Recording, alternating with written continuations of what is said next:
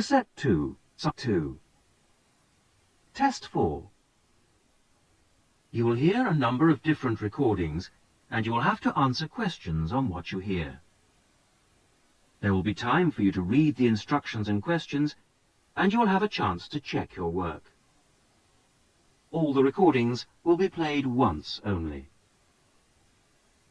The test is in 4 sections. Write all your answers in the listening question booklet. At the end of the test, you will be given 10 minutes to transfer your answers to an answer sheet. Now turn to Section 1.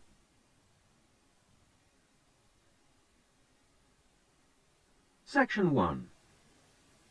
You will hear a conversation between 2 friends who are planning to visit a friend of theirs who has just had a baby. First, you have some time to look at questions 1 to 5.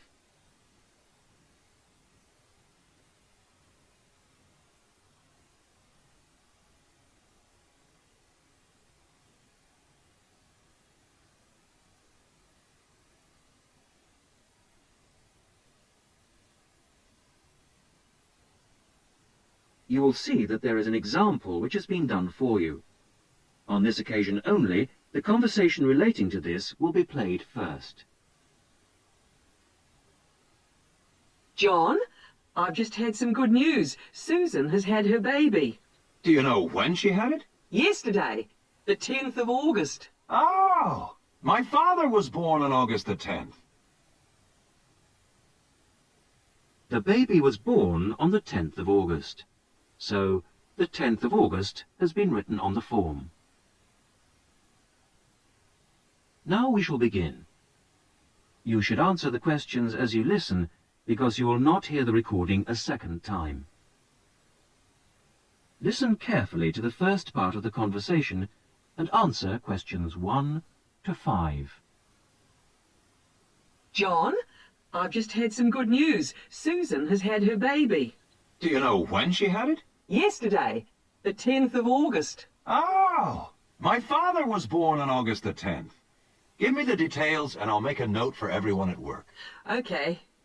Well, was it a boy or a girl? It's a boy. And what are they going to call him? Tom. Tom Lightfoot. That sounds quite good, don't you think? Yes, that has quite a good ring to it. You know, he's quite a big baby. He weighed 4¼ kilos when he was born. Oh, that does sound big, 4¼ kilos. And he's long, too, 46 centimeters. Tall parents. He'll grow up to be over 2 meters, I'd say. With masses of black hair, curly black hair. You know, we should go and visit them in hospital. What about tomorrow afternoon at around 1 p.m? Yes, okay. Where should we meet? I could come and pick you up at your house if you like. Yes, that would be wonderful. My car is still off the road. Just refresh my memory. What's the address again? It's 15 Chesterfield Road, Paddington. It's next to the library, isn't it? Not exactly. It's next to a bank. The State Bank, actually. The library is opposite us on the corner. That's right. And there's a garage on the other street corner. I remember now. So you'll pick me up at 1:45, and we'll be there at 1 easily. Before you hear the rest of the conversation, you have some time to look at questions 6 to 10.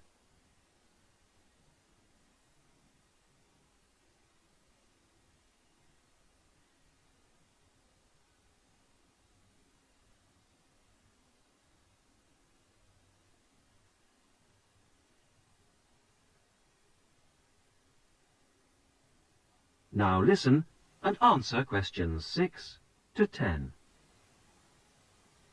Now, what should we take? We must take them something. I always think flowers are good to take to someone in hospital, don't you? Well, not really. Everyone always brings flowers and they don't last. I think it's much better to take a pot plant so she can take it home with her. Yes, but then she has to remember to water it. And what about a big box of chocolates? Okay, chocolate sounds fine. We should get something for the baby too. What do you think? Yes, you're right. What do you think of something like baby shampoo or talcum powder? Or we could get a little hat or something like that. We don't know the size or the right color, do we? I think we should get something they wouldn't normally buy. What about a soft toy of some sort? Yes, a soft toy. What about a teddy bear? I could get one early tomorrow at the market, and I could probably get the chocolates there, too. Good.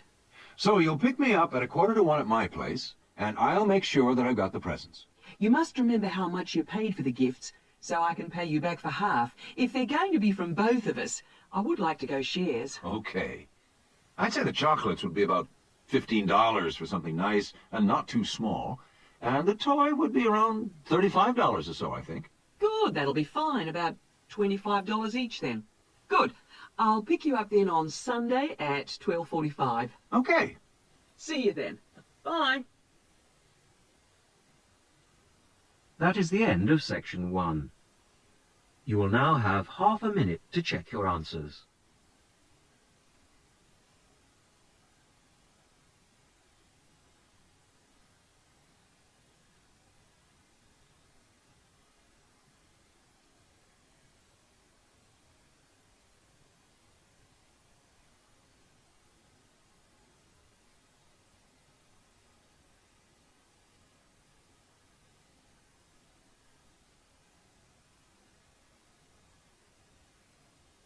Now turn to section 2.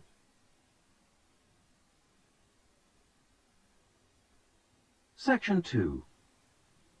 You will hear a popular science radio program. Liz Shearer talks about some new devices for use in the home. First, you have some time to look at questions 11 to 16.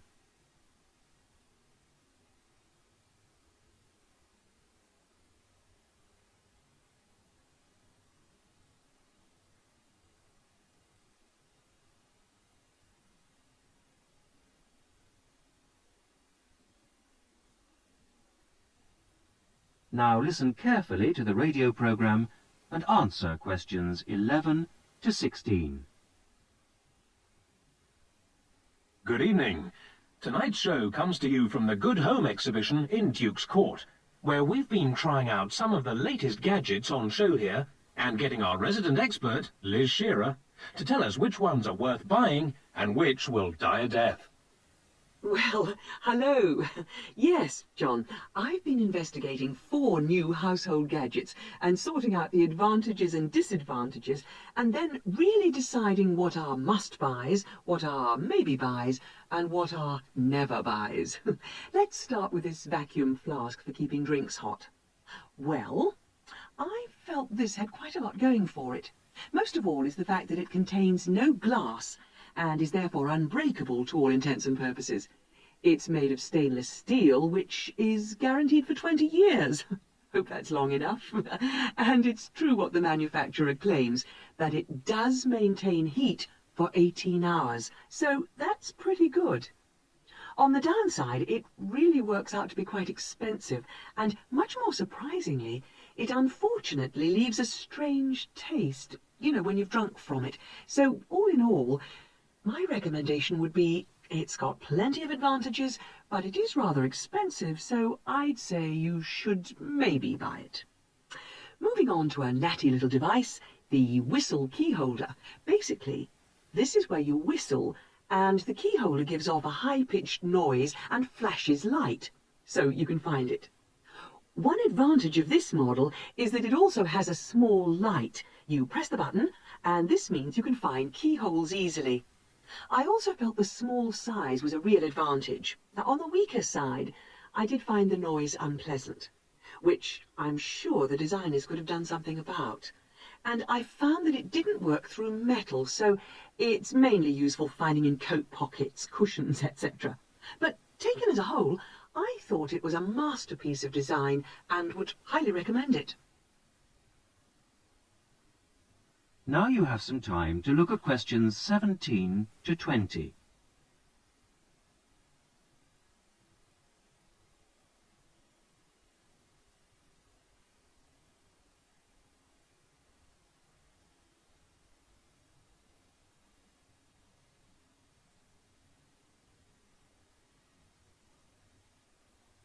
Now listen and answer questions 17 to 20. The third gizmo is called the Army flashlight because it was developed initially for military use. It works by squeezing the handle to generate the power. Its advantages are that it can be used for outside activities and also, and this is one of the surprising features, it does work underwater. My main objection to it, though, was although it did work in these conditions, this model gave off a weak light. So my recommendation, I'm afraid, would have to be to avoid this one. The decoy camera was last on my list. This is a fake video camera which you fix to your wall to scare off burglars. The advantage of this model is something which makes it look very realistic. It's flashing light. On the downside, it was quite difficult to fix to the wall. However, burglary is such a major problem these days that it is worth the effort. So, this gets my strong recommendation. Okay, thanks for that, Liz. And now... That is the end of section 2. You will now have half a minute to check your answers.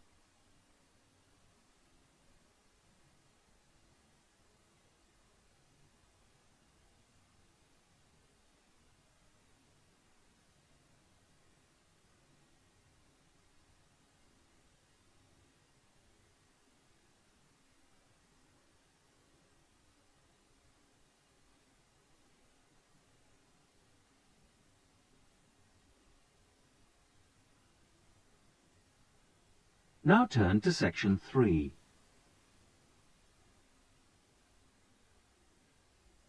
Section 3. Listen to a female student, Amina, talking to her tutor, Dr. Bryson, about her project on local history. Amina has completed a first draft of the project. First, you have some time to look at questions 21 to 26.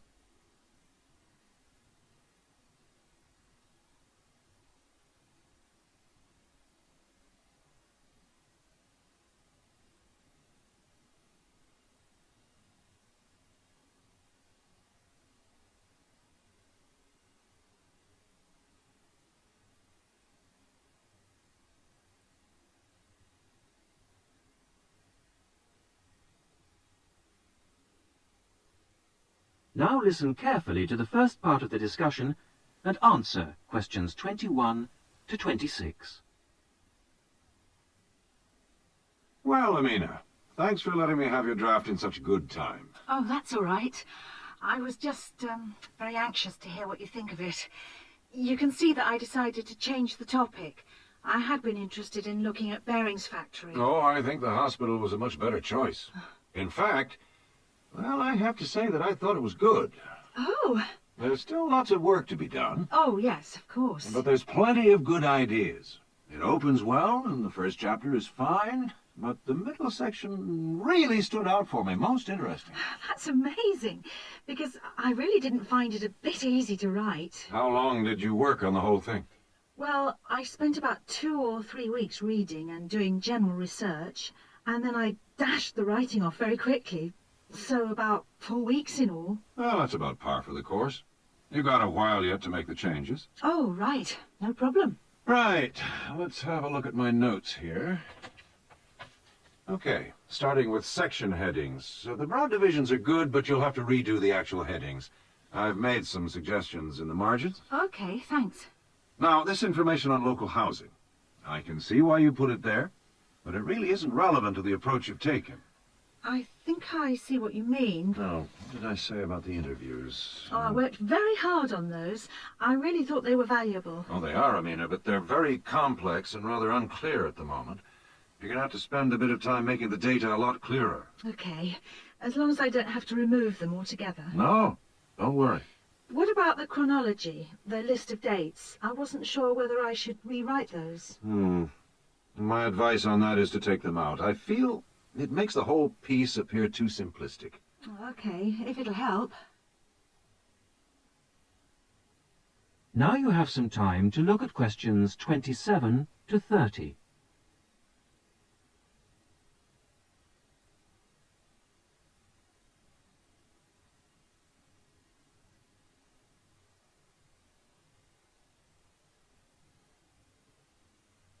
Now listen to the rest of the discussion and answer questions 27 to 30. Now, there are a couple of other books I'd like you to look at. Have you got a pen? Right. Approaches to Local History by John Mervis. Right. And then I think you need to think about ways of representing interview data. Have a look at Sight and Sound by Kate Oakwell. Sight and sound. And you know I'm going away on holiday next week. Yes. So when you've made the changes, I suggest you show the work to your support tutor. Support tutor. Right. Then you do the proofreading. Proofreading.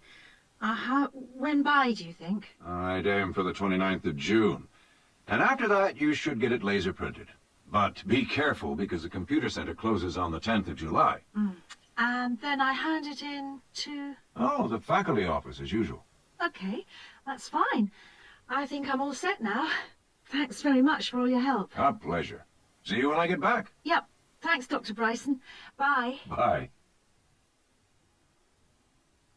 That is the end of section 3. You will now have half a minute to check your answers.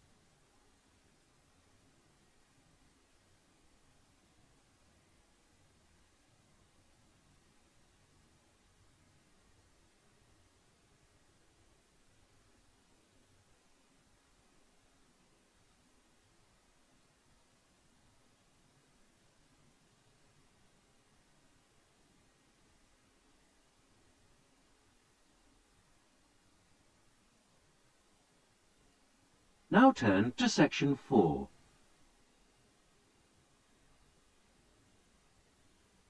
Section 4. You will hear a talk given by a university lecturer about the impact of environmental noise on a proposed building site. Before you hear the talk, you have some time to look at questions 31 to 35.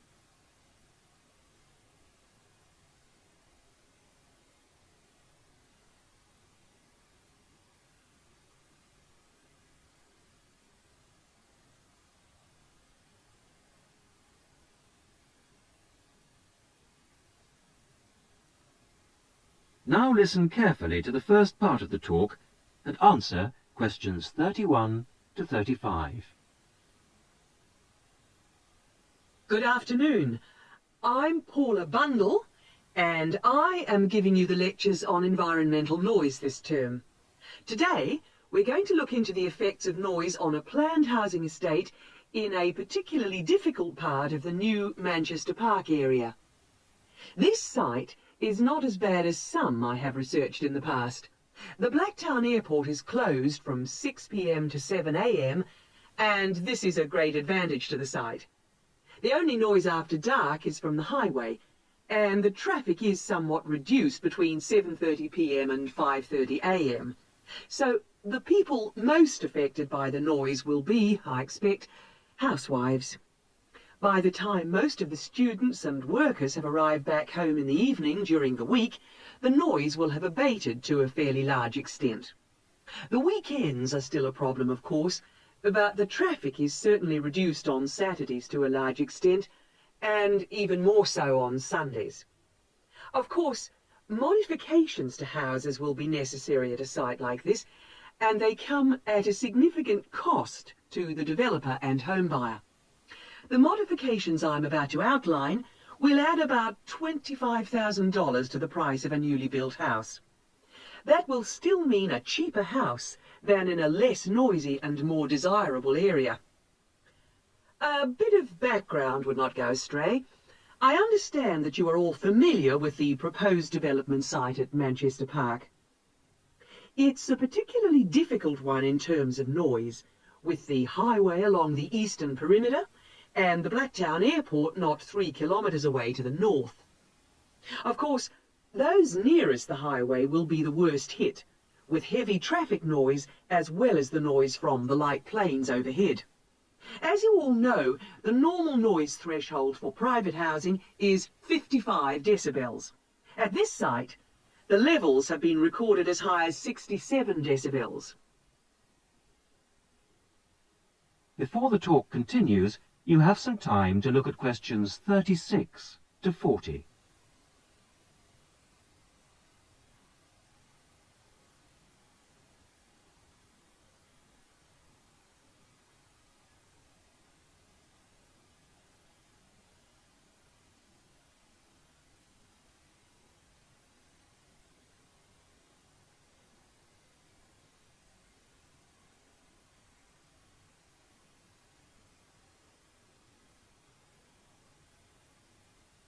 Now, as the talk continues, answer questions 36 to 40. The construction of the houses has to be somewhat modified from houses in most areas. In the houses on the highway and in the noisiest areas of this site, there will be a need for specialised double glazing, and special acoustic seals will have to be fitted to the doors. All exterior doors in this especially noisy pocket will have to be solid core wood doors with hinges.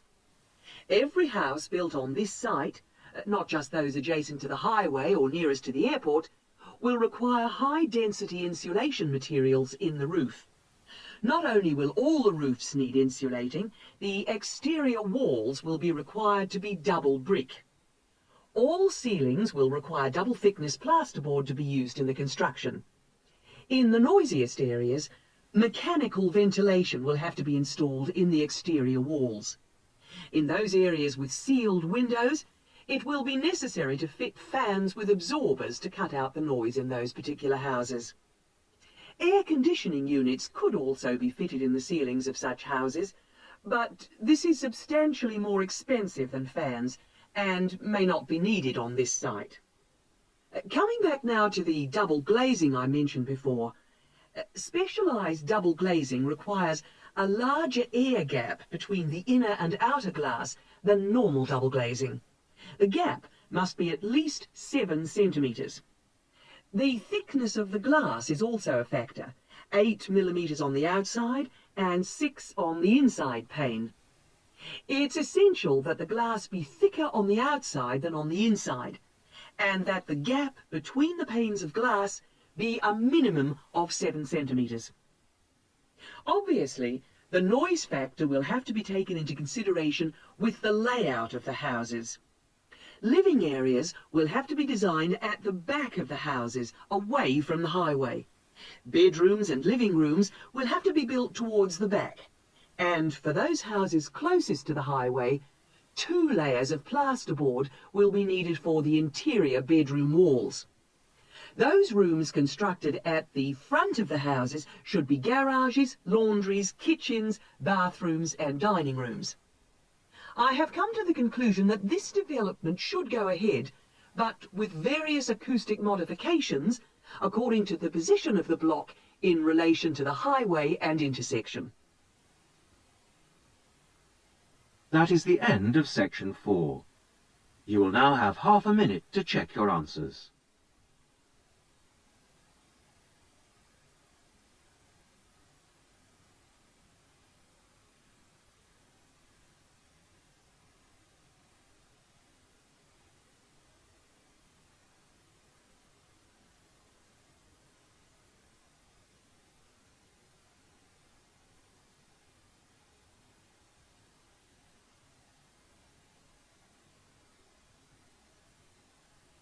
That is the end of the listening test. In the Ielts test, you would now have 10 minutes to transfer your answers to the listening answer sheet. That is the end of Site 2.